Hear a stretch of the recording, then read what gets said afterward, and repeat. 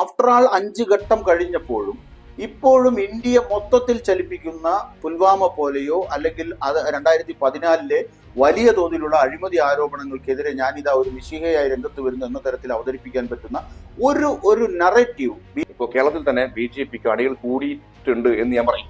കാര്യം എന്താ വെച്ചാൽ ഭക്തർ കൂടി, ഭക്തരാണല്ലോ അണികളാണ്. അത് ഞാൻ പറയുന്നത് ഇവരൊക്കെ ഈ ഗ്യാസിന്റെയും അവശ്യ സാധനങ്ങളുടെ വിലയൊക്കെ അറിയുന്ന ഈ വാട്സപ്പ് ഗ്രൂപ്പുകളിലൂടെയാണ് ഇവർ ഏറ്റവും വലിയ പ്രചാരണം നടത്തുന്നത്. CAA കോടതി ഇടപെട്ട് അതിൽ ഞങ്ങൾ നടപ്പാക്കില്ല, പെട്ടെന്ന് നടപ്പാക്കില്ല എന്നൊക്കെ പറഞ്ഞ് CAA ഒടുവിലെടുത്ത് 14 പേർക്ക് പൗരത്വം കൊടുത്തു എന്നൊക്കെ പറഞ്ഞ് ആ വിഷയം അമിത പ്രതീക്ഷ വേണ്ട എന്ന് പറയുന്നത്. അമിത പ്രതീക്ഷ വേണ്ട എന്ന് പറയുമ്പോൾ BJPയെ സപ്പോർട്ട് ചെയ്യലില്ല. അവരുണ്ടാക്കിയെടുത്ത ഒരു ഉൽപ്പന്നമുണ്ട്.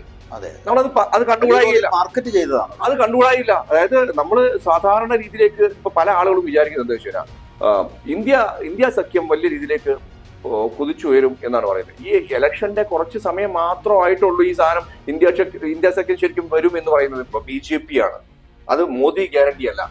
ഒന്നിലേക്ക് ഒതുക്കപ്പെടുന്നു എന്നൊരു സംഭവം ശരിക്കും വ്യക്തിപരമായിട്ട് വല്ലാത്ത രീതിയിലേക്ക് എല്ലാവരെയും ബാധിക്കുന്നുണ്ട്. നമ്മുടെ വലിയൊരു പോയിന്റ് ഞാൻ പറയാം. അതായത് നമ്മുടെ കേരളത്തിലൊക്കെ കർണാടക തെരഞ്ഞെടുപ്പ് കഴിഞ്ഞതിന് ശേഷമാണ് മുസ്ലിം വിരോധവും ക്രിസ്ത്യൻ വിരോധവും ശരിക്കും മോദി സംസാരിക്കാൻ തുടങ്ങിയത്. മോദി അന്ന് ശരിക്കും മുസ്ലിമിനെതിരെയും ക്രിസ്ത്യാനികൾക്കെതിരെയും പറഞ്ഞാൽ ശരിക്കും സുരേഷ് ഗോപി കിട്ടുന്ന വോട്ടിന്റെ പകുതി പോലും ഉണ്ടാവില്ല.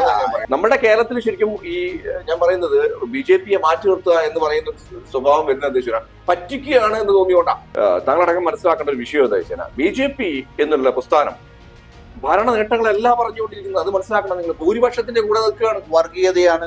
പക്ഷേ വേറെ വിഷയമുണ്ട്. ഈ മതം എന്ന് പറയുന്ന സാധനം ഞാൻ പല തവണ പറഞ്ഞിട്ടുള്ള സാധനം എന്താ വെച്ചാൽ മതം ഈ ഭയങ്കര പോയിസൺ ആണ് ശരിക്കും. ആ പോയിസൺ കയറിക്കഴിഞ്ഞാൽ ഇറങ്ങാൻ ഭയങ്കര പണിയാ. പെട്രോളോ ഡീസലോ ഗ്യാസോ അത്ര തീരെ വയ്യ, വല്ലാത്ത രീതിയിലേക്ക് പ്രശ്നമുണ്ട്. പക്ഷെ എന്നാലും മോദി വരണം എന്നുള്ള മൈൻഡിലേക്ക് പോകുന്നത് എവിടെയാണ്? ഈ മതമാണ്.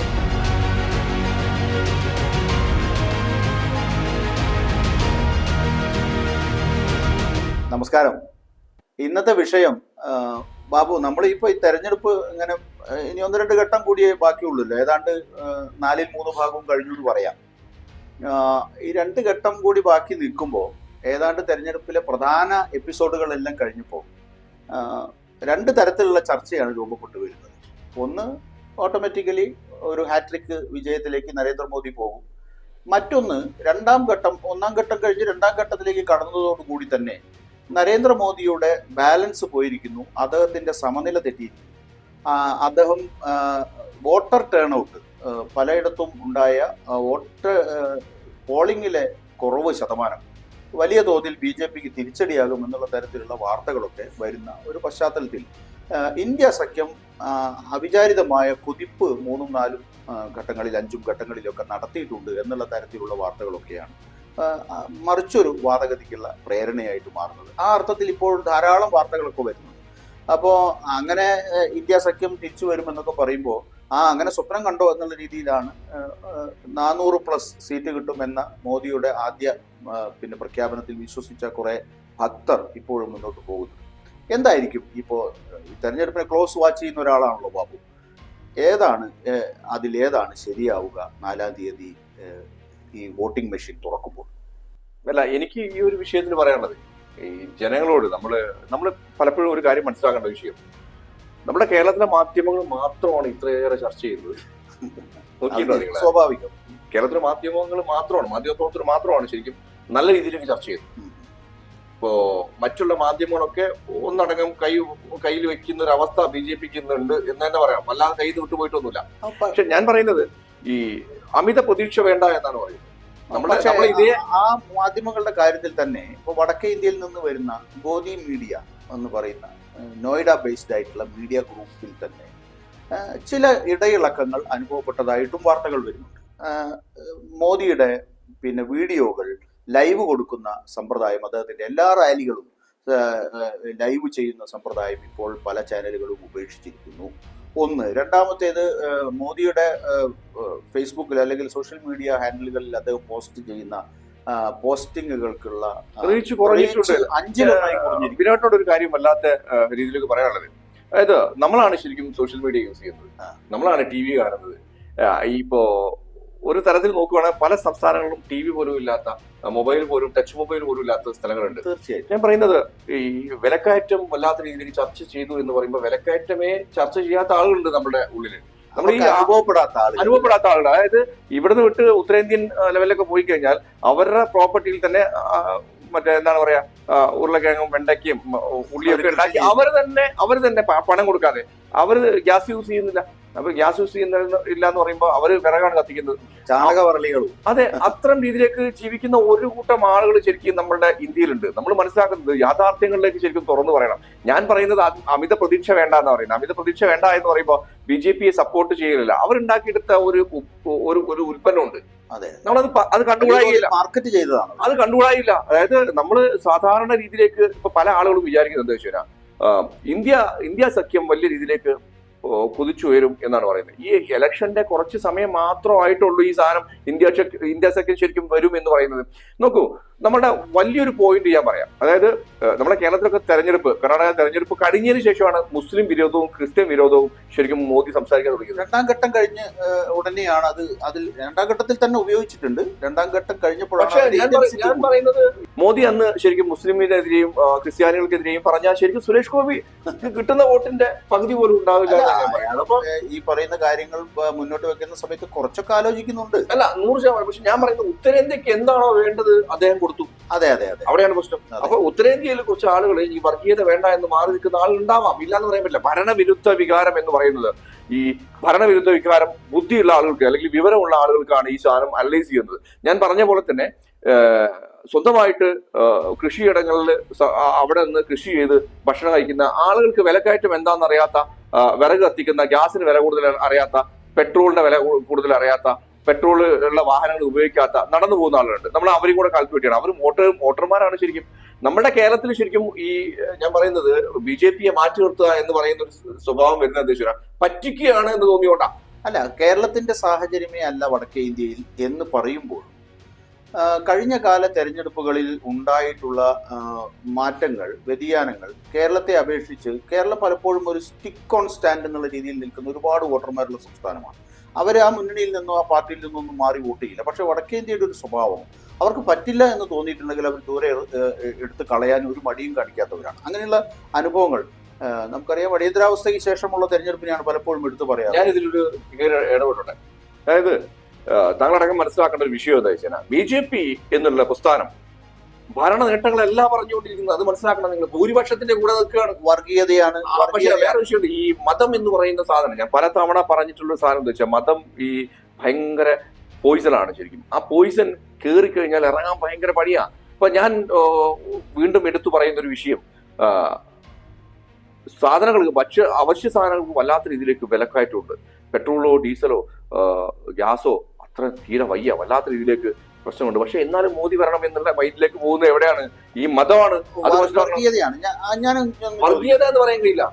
മതം അവര് പറയുന്നത് നമ്മളാണ് വർഗീയത എന്ന് പറയേണ്ടത്. അതായത് അവർ പറയുന്നത് മതമാണ് പറയുന്നത്. അവരെ ആവശ്യമുള്ള ടൂൾസാണ് ഉപയോഗിച്ചത്. വ്യാഖ്യാനം ഏത് തരത്തിലായാലും ഞാൻ പറഞ്ഞു വരുന്നത് ഇതൊക്കെ യഥാർത്ഥത്തിൽ ജനങ്ങളെ നമ്മൾ അണ്ടർ എസ്റ്റിമേറ്റ് ചെയ്യേണ്ടതില്ല എന്നാണ് എനിക്ക് തോന്നുന്നത്. വടക്കേ ഇന്ത്യയിലെ ജനങ്ങളെ ഞാൻ പറയും ആ രീതിയിൽ അണ്ടർ എസ്റ്റിമേറ്റ് ചെയ്യേണ്ടതില്ല എന്ന് തോന്നുന്നു. ഈ പറയുന്ന എല്ലാ തരത്തിലുള്ള പ്രചാരണം പുരോഗമിക്കുമ്പോഴും വലിയ തോതിൽ വർഗീയ വിഷം ചീറ്റുന്ന രീതിയിലുള്ള പ്രസ്താവനകൾ നരേന്ദ്രമോദിയുടെ ഭാഗത്തു നിന്ന് വരുമ്പോഴും ഇതിന്റെയൊക്കെ ഹബ്ബ് എന്നറിയപ്പെടുന്ന ഉത്തർപ്രദേശിൽ നമ്മൾ കാണുന്നത് അഖിലേഷ് യാദവിന്റെയും രാഹുലിന്റെയും ഒക്കെ വലിയ റാലികളിൽ വമ്പിച്ച പങ്കാളിത്തവും തിക്കും തിരക്കും അനുഭവപ്പെടുന്ന സാഹചര്യം അവിടെ ഉണ്ടാകുന്നു എന്നുള്ളത് നമ്മൾ കാണാതെ പോകരുത്. അതുപോലെ തന്നെ ഏറ്റവും പ്രധാനപ്പെട്ട സംസ്ഥാനമാണ് മഹാരാഷ്ട്രയിൽ വലിയ തോതിലുള്ള ഒരു മുന്നേറ്റം ഇന്ത്യ സഖ്യത്തിന്റെ നേതൃത്വത്തിൽ ഉണ്ടാകുമെന്നാണ് വരുന്നത്. അതേപോലെ തന്നെ ബീഹാറിലും ഇതേ രീതിയിൽ തന്നെയാണ് ജനങ്ങൾ കഴിഞ്ഞ തവണ രാഹുൽ ഗാന്ധി പ്രധാനമന്ത്രിയാവും എന്ന് വിചാരിച്ചതും നമ്മള് പറയാതിരിക്കാൻ വയ്യ. അന്നും ഇതേ ജനക്കൂട്ടം ഉണ്ടായിരുന്നു. പക്ഷേ രാഹുൽ ഗാന്ധി പ്രധാനമന്ത്രി സ്ഥാനത്തേക്ക് ഉയർത്തി കാണിച്ചൊരു ഒരു സമയമായിരുന്നു.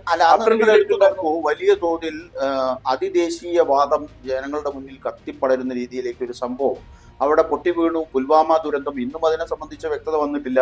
അതിന് മറുപടി എന്നുള്ള നിലയിൽ ഞാനിതാ ബാലാക്കോട്ടിൽ അടിച്ചിട്ടാണ് ഞാൻ വരുന്നത് എന്ന് പറഞ്ഞിട്ടാണ് മോദി ബീഹാറിൽ വരുന്നത്. ഇങ്ങനെ തുടങ്ങിയിട്ട് അതിദേശീയതയുടെ ഒരു വികാരം വളർത്തിക്കൊണ്ടാണ്. പ്ലസ് വർഗീയത അവിടെ ഓൾറെഡി ഉണ്ട്. പാകിസ്ഥാന്റെ കാര്യം പറയുമ്പോൾ ഓട്ടോമാറ്റിക്കലി അതിൽ അന്തർലീനമാണ് വർഗീയത, മുസ്ലിം വിരുദ്ധത. അപ്പോൾ അതുകൂടി മുന്നോട്ട് വെച്ചുകൊണ്ട് ആ തെരഞ്ഞെടുപ്പിന്റെ ചർച്ചയെ മുഴുവൻ വഴിമാറ്റിക്കൊണ്ട്, കാരണം പാകിസ്ഥാനുമായിട്ടുള്ള ഒരു യുദ്ധ സാഹചര്യം ഉണ്ടാകുമ്പോൾ സ്വാഭാവികമായും ഇന്ത്യൻ മനസ്സ് എങ്ങനെയാണ് ഐക്യപ്പെടുക? ആ ഐക്യപ്പെട്ടത് മോദി മുതലെടുത്തു എന്നുള്ള രീതിയിലേക്കാണ് നമുക്ക് ആ തെരഞ്ഞെടുപ്പിനെ കാണാൻ കഴിയുക. പക്ഷേ ഈ തെരഞ്ഞെടുപ്പിൽ ഇന്ത്യ സഖ്യം വളരെ ബാലൻസ്ഡ് ആയി, വളരെ വയസ്സായി, വളരെ വിവേകത്തോടു കൂടി ഈ പറയുന്ന തരത്തിൽ മോദി മുന്നോട്ട് വെക്കുന്ന കാര്യങ്ങളെയൊന്നും ആ ചൂണ്ടയിൽ കൊത്താതെ ഓരോ സംസ്ഥാനത്തും അതിന്റെ പ്രചാരണങ്ങൾ അവരുടെ സംസ്ഥാനത്തെ വിഷയങ്ങളെ കുറെ കൂടി പ്രൊജക്ട് ചെയ്യുന്ന രീതിയിലേക്ക് പ്രചാരണം മുന്നോട്ട് കൊണ്ടുപോകുന്ന ഒരു സ്റ്റെബിലിറ്റി ഇന്ത്യ സഖ്യം കാണിക്കുന്നുണ്ട്.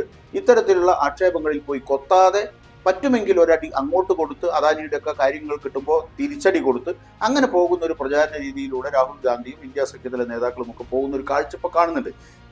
ആഫ്റ്റർ ആൾ 5 ഘട്ടം കഴിഞ്ഞപ്പോഴും ഇപ്പോഴും ഇന്ത്യ മൊത്തത്തിൽ ചലിപ്പിക്കുന്ന പുൽവാമ പോലെയോ അല്ലെങ്കിൽ 2014 വലിയ തോതിലുള്ള അഴിമതി ആരോപണങ്ങൾക്കെതിരെ ഞാനിതാ ഒരു മിശിഹയായി രംഗത്ത് വരുന്നു എന്ന തരത്തിൽ അവതരിപ്പിക്കാൻ പറ്റുന്ന ഒരു നറേറ്റീവ് BJPക്ക് ഈ തെരഞ്ഞെടുപ്പിൽ ഉണ്ടാക്കാൻ കഴിഞ്ഞിട്ടില്ല എന്നത് വളരെ ശ്രദ്ധേയമാണ്.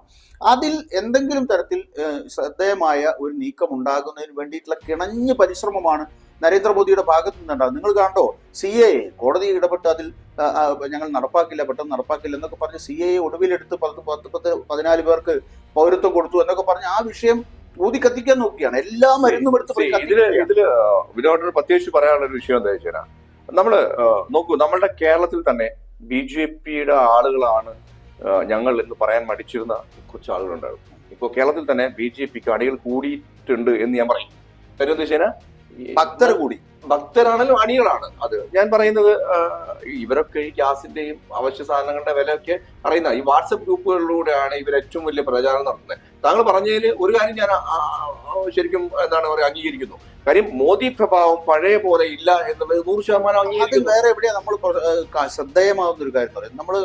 നമ്മളിരുന്ന വീഡിയോകളും മറ്റു സംഭവങ്ങളുടെ ഒക്കെ താഴെ നേരത്തെ വന്നിരുന്ന കമന്റുകളിൽ ഉണ്ടായിരുന്ന ഇന്റൻസിറ്റി, അവർ പറയുന്ന വാക്കുകളിലെ ഗ്രാവിറ്റി നമുക്കിപ്പോ കാണാനില്ല. അല്ല, അതുമല്ല, ആളുകളുടെ ഭാഗത്ത് ആകെ പ്രതീക്ഷ എന്നുള്ള സാധനം എന്താ വെച്ചാൽ, ഒരു കാര്യം മോദി പ്രഭാവം കുറഞ്ഞിരിക്കുന്നു എന്ന് വേണം ഞാൻ എന്ത് ചെയ്യാം അംഗീകരിക്കാം. അത് രണ്ടാമതൊരു കാര്യം എന്താ വെച്ചാൽ, RSSന് പോലും ഇഷ്ടമില്ലാതെയാണ് BJP മോദി എന്നുള്ള ഒരു നെയിമിലേക്ക് വരുന്നത്. അതായത് ഒരു കാരണവശാലും ഒരു പാർട്ടിക്ക് അതീതമായിട്ട് പ്രവർത്തിക്കാത്ത രീതിയിലേക്ക് മോദി പോയിരിക്കുന്നു എന്ന് വേണം കാണാൻ. മോദി ഗ്യാരണ്ടി എന്നാണ് പറയുന്നത്. ഞാൻ അതിൽ കാണുന്നത് RSS ഈ രംഗത്ത് വരാത്തതിന്റെ പിന്നിലുള്ള അവർക്കുണ്ടാകാൻ സാധ്യതയുള്ള ഈ തെരഞ്ഞെടുപ്പിൽ ആളുകളെ കൊണ്ടുപോയി വോട്ട് ചെയ്യിക്കുന്നതും അതിനുള്ള ഫീൽഡ് വർക്ക് മുഴുവൻ നടത്തിയിരുന്നത് ഈ RSS നിയോഗിക്കുന്ന ആളുകളായിരുന്നു. അവരുടെ ഒരു പിൻവാങ്ങൽ ഈ തെരഞ്ഞെടുപ്പിൽ ശ്രദ്ധേയമാണ് എന്ന് പറയുമ്പോൾ തന്നെ BJP അവർക്ക് വരാൻ പോകുന്ന പരാജയത്തെ RSS ഇല്ലാതെയാണ് ഞങ്ങൾ ഈ തെരഞ്ഞെടുപ്പ് നേരിട്ടത് എന്നതിലേക്ക് ചുരുക്കാൻ ശ്രമിക്കുകയാണ്. അത് പരാജയപ്പെടും. അതല്ലാതെ BJPയിൽ BJPക്ക് എങ്ങനെയാണ് അസ്തിത്വം കണക്കാക്കാൻ പറ്റും? ഞാൻ പറയുന്നത് BJP എന്നുള്ള സംഭവം ഞാൻ പറയുമ്പോൾ BJP ആണ്, അത് മോദി ഗ്യാരണ്ടി അല്ല. ഒന്നിലേക്ക് ഒതുക്കപ്പെടുന്നു എന്നൊരു സംഭവം ശരിക്കും വ്യക്തിപരമായിട്ട് വല്ലാത്ത രീതിയിലേക്ക് എല്ലാവരെയും ബാധിക്കുന്നുണ്ട്. ഒന്നിലേക്ക് ഒതുക്കപ്പെടുന്നു. BJPയുടെ ഗ്യാരണ്ടി ആയിട്ടല്ല പറയുന്നത്, മോദി ഗ്യാരണ്ടി ആയിട്ടാണ് പറയുന്നത്. ഇതിനായിട്ട് മനസ്സിലാക്കേണ്ട വിഷയം, ഒരു പ്രസ്ഥാനത്തിന്റെ തലപ്പത്തിരിക്കുന്ന ഒരാള് അത് BJP എന്ന ഒരു വ്യക്തിയിലേക്ക് കേന്ദ്രീകരിക്കുന്നതിനുള്ള അമർഷം മറ്റുള്ള ആളുകൾക്ക് ഉണ്ടാകുമെന്നല്ലേ ബാബു? അത് പ്രതിഫലിക്കാൻ സാധ്യത 100% ഉറപ്പാണ്. കാര്യം വേറെ വിഷയം, ഇപ്പൊ വാജ്പേയി അടക്കം ഭരിക്കുന്ന കാലത്ത് സ്വാഭാവികമായിട്ട് ഈ സംഘപരിവാറുമായിട്ട് ഡിസ്കസ് ചെയ്യായിരുന്നു നിരന്തരം. ഈ മോദിയായിട്ട് എപ്പോഴും ഡിസ്കഷൻ കണ്ടിട്ടോ നിങ്ങൾ? അല്ല, അത് അവർ വാർഷിക യോഗങ്ങളിൽ കണ്ടിട്ടുണ്ടോ എന്ന് ഞാൻ ചോദിക്കുന്നത്. വളരെ കുറവാണ്. പലപ്പോഴും RSS പ്രത്യക്ഷമായി BJP ഗവൺമെന്റുകളിൽ ഇടപെടുന്നത് അങ്ങനെ കാണാറില്ല. എന്നാൽ അവർ വാർഷിക യോഗങ്ങൾ ചേർന്ന് ഈ വാർഷിക യോഗത്തിൽ BJP പ്രതിനിധികൾ ഉൾപ്പെടെ പങ്കെടുത്തുകൊണ്ടാണ് RSS നടത്തുന്ന വാർഷിക ശിബിരങ്ങളുണ്ട്. അവിടെ വെച്ചാണ് ആ വർഷത്തെ നയപരിപാടികളെ സംബന്ധിച്ച് ഏകോപനം RSSും BJPയും തമ്മിൽ ഉണ്ടാക്കാറുള്ളത്. ആ സന്ദേശമാണ് പിന്നീട് ശാഖകളിലേക്ക് ഓരോ ദിവസത്തെ അവരുടെ യോഗങ്ങളിലേക്കൊക്കെ എത്തിച്ചേരുന്നത്. അപ്പൊ അതിനനുസരിച്ചാണ് BJPയുടെ പ്രവർത്തനങ്ങൾ മുന്നോട്ട് പോയിക്കൊണ്ടിരുന്നത്. അല്ലാതെ ദൈനംദിന ഇടപെടലുകളിൽ ഓരോ കാര്യങ്ങളിലും ഓരോ നയങ്ങളിലും നിലപാടുകളിലും നടപടികളിലും ഒക്കെ RSS നേരിട്ട് ഇടപെടുന്ന ഒരു കാഴ്ച നമ്മൾ ഇപ്പോഴും കാണുന്നു. ഞാൻ പറയുന്നത് ഈ BJP നേതൃത്വവുമായി ശരിക്കും RSS വല്ലാത്ത രീതിയിലേക്കുള്ളൊരു അകൽച്ച പാലിച്ചിട്ടുണ്ടോ എന്ന് എനിക്ക് സംശയമുണ്ട്. കാര്യം അത് അകൽച്ച ഉണ്ടായിട്ടുണ്ട് എന്നതുകൊണ്ടാണ്, അകൽച്ച ഉണ്ടായിട്ടുണ്ട് എന്നുള്ളത് വാസ്തവമാണ്. അതുകൊണ്ടാണ് അവർ ഫീൽഡിൽ കാണാത്തത്, അവർ ഈ തെരഞ്ഞെടുപ്പിൽ വരാത്തത്. അത് BJPയുടെ വോട്ടർ ടേൺ ഔട്ടിനെ വലിയ തോതിൽ ബാധിച്ചിട്ടുണ്ട്. BJPയുടെ ഉറച്ച വോട്ടുകൾ പോലും വന്ന് ചെയ്യാത്തതായിട്ട് ശ്രദ്ധയിൽപ്പെട്ടതിന് ശേഷമാണ് അങ്ങനെയാണ് അതിനൊരു വ്യാഖ്യാനം വരുന്നത്. നരേന്ദ്രമോദി അവരുടെ ഹാർഡ് കോർ വളണ്ടിയേഴ്സ് ഉണ്ടല്ലോ, അവരുടെ ഹാർഡ് കോർ വളണ്ടിയേഴ്സിനെ വീണ്ടും ചാർജ് ചെയ്യുന്നതിന് വേണ്ടിയാണ് ഈ പറയുന്ന വർഗീയത കൂടുതൽ വിഷലിപ്തമായി അദ്ദേഹം പ്രയോഗിച്ചുകൊണ്ടിരിക്കുന്നത് എന്നാണ് മറ്റൊരു വ്യാഖ്യാനം വരുന്നത്. അപ്പൊ എന്തായാലും ഞാൻ പറയുന്നത് BJP ആരംഭിച്ച രീതിയിലല്ല ഇപ്പോൾ തെരഞ്ഞെടുപ്പ്. ഒടുവിൽ പറയുന്നത് നിങ്ങൾ ആലോചിച്ച് നോക്കൂ. പലപ്പോഴും സാമാന്യ യുക്തിബോധമുള്ള ഒരാൾക്ക് പോലും യോജിക്കാൻ കഴിയാത്ത രീതിയിലുള്ള സംഗതികളിലേക്ക് ഏറ്റവും ഒടുവിൽ താൻ ദൈവം പറഞ്ഞിട്ടാണ് ഇപ്പോ എൻ്റെ അമ്മയുടെ നിര്യാണത്തിന് ശേഷം ഞാൻ ഒരു സാധാരണ മനുഷ്യനല്ല, ദൈവം അയച്ചയാളാണ് എന്നൊക്കെ പറയുന്ന രീതിയിലേക്ക് എനിക്ക് തോന്നുന്നു. ഞാൻ ഇതൊക്കെ കൂടുതൽ ചർച്ച ചെയ്യുമ്പോഴേ നമുക്ക് വല്ലാത്ത അസ്വസ്ഥരാവാണ്. കാര്യം ഒരു പ്രധാനമന്ത്രി, രാജ്യത്തിന്റെ പ്രധാനമന്ത്രി മതങ്ങളെ വേർതിരിച്ചു കാണാം, ഒരു മത നേതാവാണെന്ന് പറയാം, അതൊക്കെ വല്ലാത്ത രീതിയിലേക്കുള്ള സംബോധന, അതൊക്കെ അദ്ദേഹത്തിന്റെ പഠനം തന്നെയാണ്. ബാബു പറഞ്ഞതുപോലെ ഇത് എളുപ്പം ആയിട്ടുള്ള പാതയാണെങ്കിൽ, അദ്ദേഹത്തിന് വിജയം കൈവശപ്പെടുത്താൻ എളുപ്പമാണെങ്കിൽ എന്തിനാണ് അദ്ദേഹം ഇത്തരത്തിലുള്ള കാര്യങ്ങളിലേക്ക്? അല്ല, അത് സ്വാഭാവികമായിട്ട് ഇപ്പോ ഞാൻ പറയട്ടെ, കഴിഞ്ഞ തവണ എളുപ്പമായിട്ടാണോ ഈ പുൽവാമ ആക്രമണം സംഭവിച്ചത്? അല്ലല്ലോ. അല്ല, പുൽവാമയെ സംബന്ധിച്ച് ഓരോ തെരഞ്ഞെടുപ്പുകളിലും ഓരോ അജണ്ട അവർ പാസ്സാക്കുന്നുണ്ട്. ഞാൻ പറയുന്നത് നമ്മൾ ജനങ്ങളോട് പറയേണ്ടത്, വിവരമില്ലാത്ത കുറെ ആളുകളുണ്ട്, അവരൊന്നും മാറാൻ വേണ്ടി കുറച്ച് സമയം പിടിക്കും എന്നുള്ളത് തന്നെയാണ് എൻ്റെ ഒരു കാഴ്ചപ്പാട്. ബാബു പറഞ്ഞത് ഒരു പോയിന്റിൽ ഞാൻ അംഗീകരിക്കാം. ഒരു പക്ഷേ ഈ പറയുന്ന തെരഞ്ഞെടുപ്പിലെ ഏതെങ്കിലും ഒരു ഘട്ടത്തിൽ ഇന്ത്യയിലെ ജനങ്ങളെ മുഴുവൻ വർഗീയമായി ഉത്തേജിപ്പിക്കാൻ കഴിയുന്ന, അദ്ദേഹത്തിന്റെ വോട്ട് കൂടുതൽ സമാഹരിക്കാൻ കഴിയുന്ന രീതിയിലേക്കുള്ള ഒരു കാര്യം വന്നാൽ ഓട്ടോമാറ്റിക്കലി ഇന്ത്യയിലെ മുഴുവൻ വർഗീയ മനസ്സും ഉണരുമെന്നുള്ള കാര്യത്തിലൊന്നും എനിക്ക് സംശയമില്ല. താങ്കൾ പറഞ്ഞ പോലെ എങ്ങോട്ട് പോകാനായി ഇനി വർഗീയത എവിടെ വന്നു ശരിക്കും? പക്ഷേ ഈ പേര് ചോദിക്കാതെ ഒരു മനുഷ്യന്റെ മതം അറിയാത്ത രീതിയിലേക്ക് സംസാരിക്കുന്ന രീതി പോലും വിട്ടുപോയി. 2014 മുതൽ എത്ര രീതിയിലേക്കാണ് വളരെയധികം വർഗീയത പറഞ്ഞിരിക്കുന്നത് നമുക്ക് ശരിക്കും മനസ്സിലാക്കാൻ കഴിയും. പക്ഷെ അതുകൊണ്ടൊന്നും ഞാൻ പറയുന്നത്, ഈ ലഹരി ഉപയോഗിക്കുന്ന പോലെയാണ് ഈ വർഗീയത നമ്മൾ പലപ്പോഴും പറയാറുണ്ട്. അതിന്റെ ഒരു ഡോസ് സാധാരണ ഉപയോഗിച്ചുകൊണ്ടിരിക്കുന്ന ഡോസ് മതിയാവില്ല കുറച്ച് കഴിയുമ്പോൾ. അപ്പോൾ എത്രമാത്രം ഡോസ് പലവട്ടം കൂട്ടിക്കൊടുത്തിട്ടും ഇപ്പോൾ മരുന്ന് ശരീരത്തിന് ഏൽക്കാത്തത് പോലുള്ള അവസ്ഥയിലേക്ക് മാറുക. അത് മനസ്സിലാക്കണം. നമ്മൾ ഈ പറയുന്നത്, താങ്കൾ പറയുന്നത് ആ മരുന്ന് ഏൽക്കാതാകുമ്പോ അവിടെ നിന്ന് പോകും എന്ന് മരുന്ന് കിട്ടാതെ വരുമ്പോഴാണ് ഭ്രാന്ത് വരിക. അത് മരുന്ന് കിട്ടിയിട്ടും വേണ്ടത്ര ലഹരി മൂക്കുന്നില്ലെങ്കിൽ അവിടെ ഒരു സ്റ്റാഗ്നേഷൻ വന്നിട്ടുണ്ടോ ഈ ലഹരിയുടെ കാര്യത്തിൽ എന്നുള്ളതാണ്. ലഹരി മൂത്ത ആളുകൾ പല പ്രസ്ഥാനം നടത്തുന്നുണ്ടല്ലോ. അവിടെ അങ്ങനെ ലഹരി മൂത്ത് നിൽക്കുന്ന ആളുകളെയും വീണ്ടും ഉത്തേജിപ്പിക്കുന്നതിന് വേണ്ടി വീണ്ടും ഹൈഡോസ് ലഹരി കൊടുക്കേണ്ട സ്ഥിതി വരുമ്പോൾ എന്നിട്ടും ഉണരുന്നില്ല എന്ന് വരുന്ന സമയത്ത് ഈ മരുന്ന് ശരീരത്തിൽ ഏൽക്കാത്ത അവസ്ഥയിലേക്ക് ഇവിടുത്തെ വർഗീയ തലച്ചോറുകൾ മാറിയിട്ടുണ്ടോ എന്ന് നമ്മൾ സംശയം. വ്യത്യാസങ്ങൾ ഉണ്ടാവും. കാര്യം എന്താ വെച്ച് കഴിഞ്ഞാൽ എന്നും ഈ സാധനം പറഞ്ഞിട്ടൊന്നും നിൽക്കാൻ കഴിയില്ല. കാര്യം ഡെവലപ്മെന്റ് ഉണ്ടാവണം. ഇപ്പൊ റോഡ് ഡെവലപ്മെന്റ് എന്തോരം ടോളുകളാണ് വാങ്ങുന്നത്. അപ്പൊ നമ്മളുടെ റോഡ് എവിടെ എന്ന് ചോദിക്കേണ്ട ഒരു അവസ്ഥ.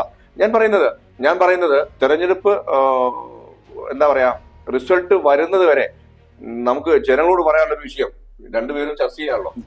അമിത പ്രതീക്ഷ വേണ്ട എന്നുള്ളതാണ് കാര്യം. ഇതിന് വല്ലാത്ത കാരണങ്ങളുണ്ട്. കാര്യം നമ്മൾ മാത്രമാണ് ചർച്ച ചെയ്യുന്നത്, നമ്മൾ മാത്രമാണ് ശ്രദ്ധിച്ചുകൊണ്ടിരിക്കുന്നത്.